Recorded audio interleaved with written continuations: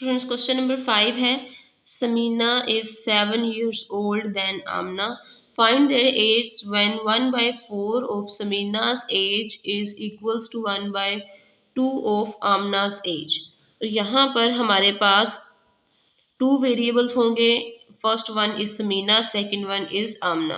तो सबसे पहले हम लिखेंगे लेट समीना's एज, ये है हमारे पास x years, और इसी तरह से Amna's age is equals to y years. तो स्टूडेंट्स सबसे पहले हम इन दोनों की एज को x एंड y कंसिडर करेंगे. उसके बाद फर्स्ट इक्वेशन को या फिर फर्स्ट लाइन को चेक करें अकॉर्डिंग टू गिवन कंडीशन. ये क्या शो कर रही है? According to given condition Sameena is 7 years old than Amna. It means Sameena की जो एज है वो किसके इक्वल है? अगर आमना की एज में 7 years ऐड कर देंगे फिर इन दोनों की एज सेम होगी. तो हम यहाँ पर लिखेंगे y + 7. इट मीन्स ये समीना की एज है हमारे पास x, और इसी तरह से ये हमारे पास जो आमना है उसकी एज है y, और उसमें हम 7 को ऐड करेंगे फिर दोनों की एज एक दूसरे के इक्वल होंगी. क्लास इस बात को एक बार फिर से समझ लें कि हमारे पास जो समीना की एज है वो x है और आमना की एज y है, और आमना की एज में अगर 7 ईयर और ऐड कर देंगे फिर वो समीना के इक्वल होगी, क्योंकि Sameena is 7 years old than Amna. लेकिन हम इस इक्वेशन को किस तरह से सेटिस्फाई करेंगे? x और ये जो हमारे पास y है इसे इसी साइड पे रहने देंगे. तो स्टूडेंट्स यहाँ पर हम 7 को इस साइड पर लेकर आएंगे तो ये हमारे पास बन जाएगा x - 7 is equals to y. यहाँ से भी आप इसे अंडरस्टैंड कर सकते हैं कि अगर समीना आमना से 7 years ओल्ड है, बड़ी है, हम उसकी एज में से 7 years माइनस कर देंगे तो समीना और आमना दोनों की एज सेम हो जाएंगी. आप चाहे पिछला कॉन्सेप्ट यूज़ करें चाहे यही कॉन्सेप्ट यूज़ कर लें, दोनों ही एक जैसे हैं, लेकिन थोड़ा सा डिफरेंस है इनमें. आपने इन्हें अच्छी तरह से अंडरस्टैंड करना है. अगर आप अंडरस्टैंड नहीं कर सकेंगे तो इक्वेशन नहीं बना सकेंगे, और इक्वेशन नहीं बनेगी तो क्वेश्चन फिर कैसे सॉल्व करेंगे आप? तो नेक्स्ट हमारे पास कंडीशन क्या है? Find their age when 1/4 of Samina's age. Samina's age x है तो इसलिए हम लिखेंगे यहाँ पर 1/4 of Samina's age is equals to 1/2 of Amna's age. अब हम यहाँ पर लिखेंगे 1/2 ऑफ y, क्योंकि y जो है वो आमना की एज है इसलिए हम इन दोनों को यहाँ पर शो करेंगे. तो स्टूडेंट्स ये हमारे पास है इक्वेशन नंबर 2. पहले हम यहाँ पर इक्वेशन नंबर 2 को सिंप्लीफाई करेंगे. इनके डिनोमिनेटर्स में 2 और 4 है. एलसीएम लेंगे तो ये हमारे पास होगा 2 2s are 4, 2 1s are 2 and 2 1s are 2. तो एलसीएम है हमारे पास 2 × 2, 2 2s are 4. सिंपली हम दोनों साइड्स पर 4 से मल्टीप्लाई करेंगे. Multiply by 4 on both sides. 4 × 1/4 x is equals to 4 × 1/2 y. 4 1s are 4, x as it is, 2 1s are 2, 2 2s are 4. तो ये है हमारे पास x is equals to 2y. Students ये हमारे पास इक्वेशन नंबर 3 है. अब हम x की वैल्यू को पुट करेंगे इक्वेशन 1 में. Put x is equals to 2y in equation 1.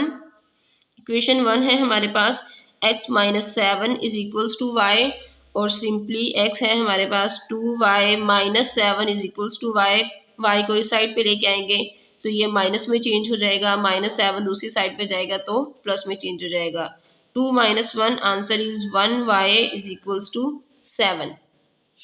तो स्टूडेंट्स ये हमारे पास y की वैल्यू है विच इज 7, अब हम इसी वैल्यू को इक्वेशन 3 में पुट करके x की वैल्यू फाइंड आउट करेंगे। तो लिखें put y is equals to 7 in equation 3। Equation 3 लिखेंगे x is equals to 2y, x is equals to, अब y की वैल्यू पुट करें 7 तो आंसर होगा हमारे पास 2 7 जार 14। तो ये हमारे पास है 14 ईयर्स। लास्ट पे हम लिखेंगे so Samina's age is equals to 14 years. और इसी तरह से हमारे पास आमनाज एज है, Amna's age is equals to 7 years. तो देखें क्वेश्चन के स्टार्ट पर जो स्टेटमेंट थी उसमें यही लिखा हुआ था Samina is 7 years old than Amna. तो आमना की एज है 7, इसमें जब हम 7 ही ऐड करेंगे तो समीना की एज बन जाएगी। क्वेश्चन के एंड पर थोड़ा सा ये ट्रिक होता है क्वेश्चन को चेक करने का कि हमारा जो आंसर है वो ठीक है अकॉर्डिंग टू स्टेटमेंट है या नहीं। तो स्टूडेंट्स आपने इसे बहुत ज़्यादा केयरफुली सॉल्व करना है। आप खुद भी देख सकते हैं कि ये क्वेश्चन कितने ट्रिकी हैं, कितने लेंथी हैं। तो आपने इनकी मैक्सिमम प्रैक्टिस करनी है। जब हम पढ़ ही रहे हैं तो फिर क्यों ना हम अच्छे से पढ़ें और फिर अच्छे मार्क्स भी हासिल करें, ताकि हमें जो टेक्निक्स हैं मैथ्स की वो भी हमारी समझ में आए और हम नेक्स्ट क्लासेस में मैथ्स को प्रॉपर तरीके से लेकर चल सकें। आपको पता है बहुत ज़्यादा स्टूडेंट्स इस तरह से होते हैं कि उन्हें मैथ्स अच्छा नहीं लगता। बेसिकली बात क्या होती है, उनकी बेसिक्स नहीं होती, उन्हें बेसिक्स ही नहीं आती मैथ्स की। और जब वो नेक्स्ट क्लास में मैथ्स पढ़ते हैं तो उन्हें इतना टफ लगता है कि वो रोते हैं, हमसे मैथ्स नहीं पढ़ा जाता, ये कितना बोरिंग सब्जेक्ट है। ये बोरिंग सब्जेक्ट नहीं है, ये बहुत ज़्यादा इंटरेस्टिंग सब्जेक्ट है। मेन प्रॉब्लम ये होता है कि जब आपके बेसिक्स ही क्लियर नहीं होंगे, बेसिक का मतलब है आपने पिछली क्लास में अच्छे से मैथ्स नहीं पढ़ा, तो आपको पिछली क्लास के कोई कॉन्सेप्ट याद नहीं है, ना आपको क्वेश्चंस उनमें सॉल्व करने आते थे। तो जब आप नेक्स्ट क्लास में जाते हैं तो वो उससे भी ज़्यादा टफ हो जाते हैं। ज़ाहिर है हर क्लास हर लेवल पिछले लेवल से ज़्यादा टफ होता है। तो आप जब नेक्स्ट लेवल में आएंगे तो आपको पिछले लेवल की तो चीज़ें आती नहीं होंगी, तो आप नेक्स्ट लेवल में फिर कैसे कम्पीट करेंगे। यही बात है कि जब आप लास्ट क्लास में अच्छे से नहीं पढ़ते तो फिर नेक्स्ट क्लासेस में आपके लिए प्रॉब्लम बढ़ती चली जाती हैं। तो इसीलिए आपसे कहा जाता है कि हर क्लास में पूरे ऑनेस्टी से पढ़ें, दिल लगा कर पढ़ें, हर चीज़ को प्रॉपर सीखें, क्योंकि नेक्स्ट क्लास में इससे ज़्यादा टफ काम होगा। और अगर आप एक इजी टास्क नहीं कर सकते तो फिर टफ कैसे करेंगे। तो स्टूडेंट्स आप दिल लगा कर पढ़ा करें, चीज़ों को समझें, और आपका एक पढ़ना ही तो काम है और तो कोई काम है नहीं। इसीलिए आपने बहुत अच्छे से क्वेश्चंस की प्रैक्टिस करनी है, चीज़ों को सही तरह से अंडरस्टैंड किया करें। रट्टा नहीं लगा सकते आप मैथ्स को, ये तो अंडरस्टूड है। ये नहीं कि बस आप याद कर लेंगे, हर क्वेश्चन में याद नहीं किया जाता, ये सिर्फ हम समझ सकते हैं या फिर सॉल्व कर सकते हैं। तो स्टूडेंट्स आपको मेरा मेथड कैसा लगा कमेंट बॉक्स में कमेंट करके बताइए। अगर आप मेरी बातों से कुछ सीखते हैं तो वो भी मुझे कमेंट बॉक्स में ज़रूर बताइएगा। तो वीडियो अच्छी लगे अपने फ्रेंड्स के साथ शेयर करें, चैनल को सब्सक्राइब करें, बेल आइकन प्रेस करें ताकि आपको हर नई आने वाली वीडियो का नोटिफिकेशन मिल सके। क्वेश्चन नंबर 6 है 5 years ago Ahsan's age was 7 times of Shakeel's age. तो यहाँ पर हमारे पास 2 एज हैं, Ahsan's age and Shakeel's age. तो पहले हम यहाँ पर लेट करेंगे, let Ahsan's age is equals to x, और इसी तरह से शकील्स एज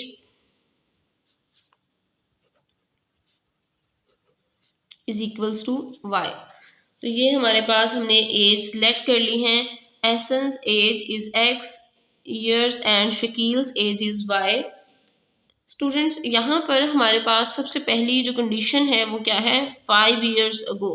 पहले हम यहाँ पर लिखेंगे अकॉर्डिंग टू गिवन कंडीशन।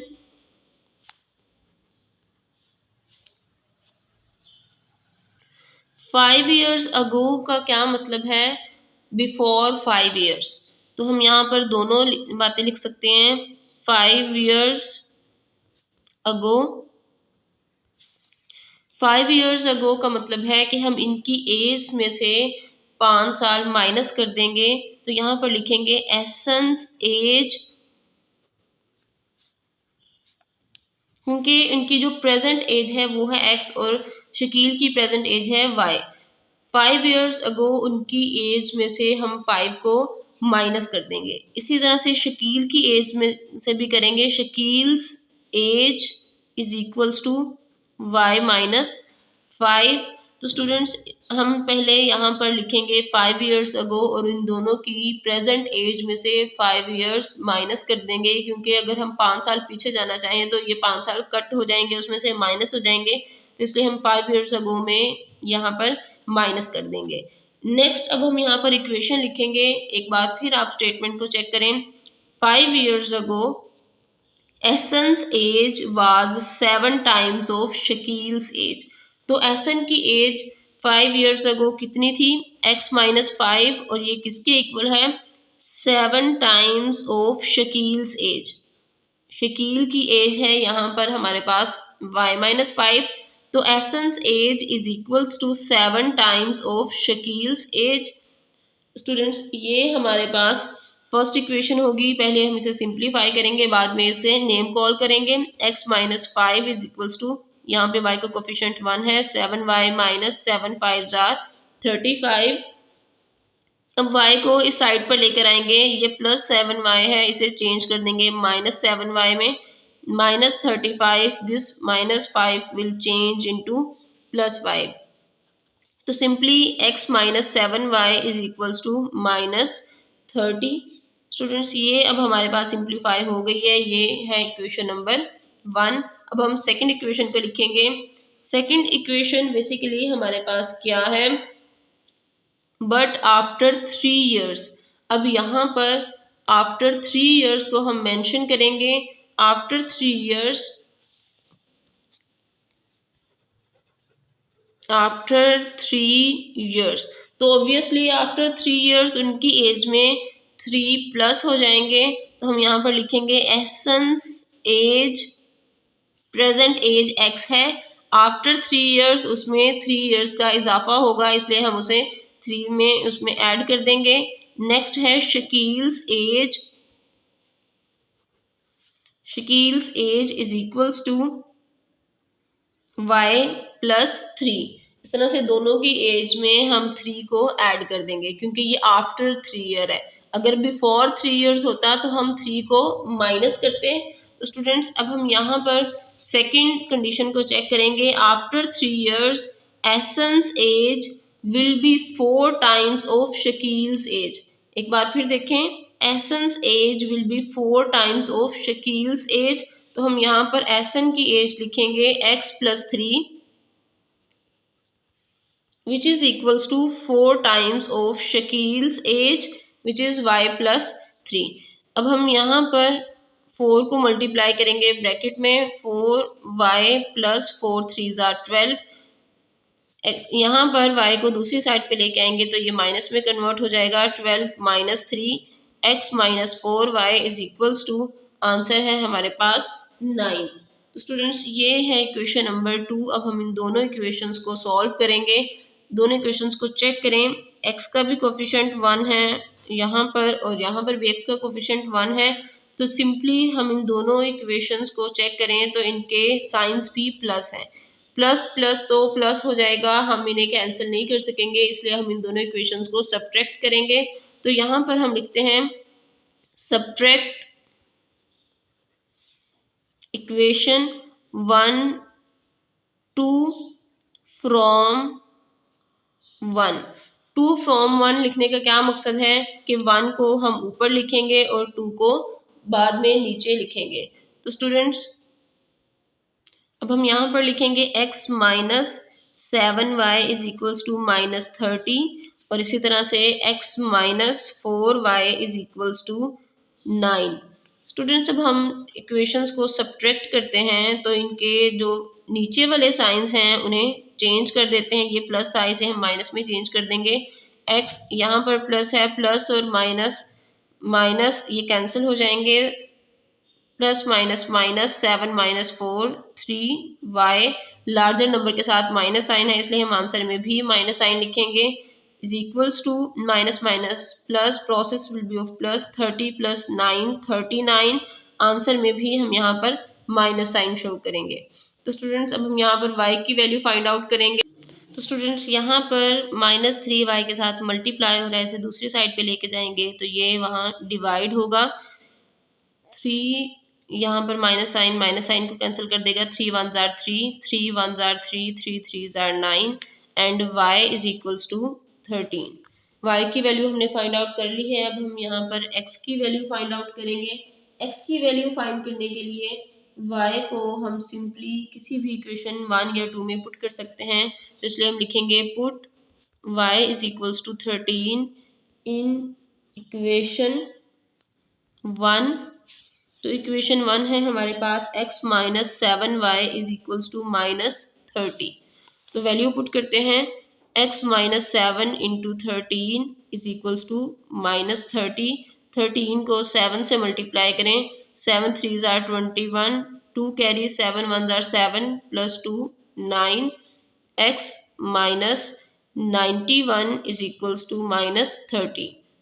तो स्टूडेंट्स -30 एज इट इज रहेगा। -91 को दूसरी साइड पे लेके आएंगे तो ये +91 में चेंज हो जाएगा। अब 91 में से 30 को माइनस कर दें तो ये हमारे पास है 1। स्टूडेंट्स x है हमारे पास 61। तो हमने स्टार्ट में x किसे कंसिडर किया था, एसेंस एज को हमने x कंसिडर किया था और ये है हमारे पास 61 ईयर्स और शकील्स एज y थी और यहाँ पर y की वैल्यू चेक करें हमारे पास है 13। तो सिंपली हम यहाँ पर लिख देंगे y is equals to 13 years. तो स्टूडेंट्स आपने स्टेटमेंट में एक एक वर्ड को बड़े ध्यान से देखना है क्योंकि सारा क्वेश्चन उसी पे लाई करता है। एक सिंगल वर्ड भी अगर आप मिस कर देंगे तो आपका क्वेश्चन टोटली रॉन्ग हो जाएगा। इसलिए क्वेश्चन को बहुत अच्छी तरह से सॉल्व करें, स्टेटमेंट को रीड करें, अंडरस्टैंड करें और उसके बाद क्वेश्चन को सॉल्व करें। और आपको ये क्वेश्चन एक ही बार में समझ नहीं आएगा, 2 to 3 टाइम्स आपको इसकी प्रैक्टिस करनी पड़ेगी। इतना ही आपको बार बार इसको वॉच भी करना पड़ेगा क्योंकि आप हर स्टेप पर ना अटक जाएंगे कि अब हम क्या करें। इसलिए आप पहले वीडियो को कंप्लीट वॉच करें, उसके बाद इसकी प्रैक्टिस करें। प्रैक्टिस करने के बाद वीडियो को के साथ रिलेट करके अपना क्वेश्चन ज़रूर चेक किया करें और अपनी मिस्टेक खुद फाइंड आउट किया करें क्योंकि अगर आप अपनी मिस्टेक खुद निकालना शुरू कर देंगे तो आप ज़रूर ठीक काम करना शुरू कर देंगे।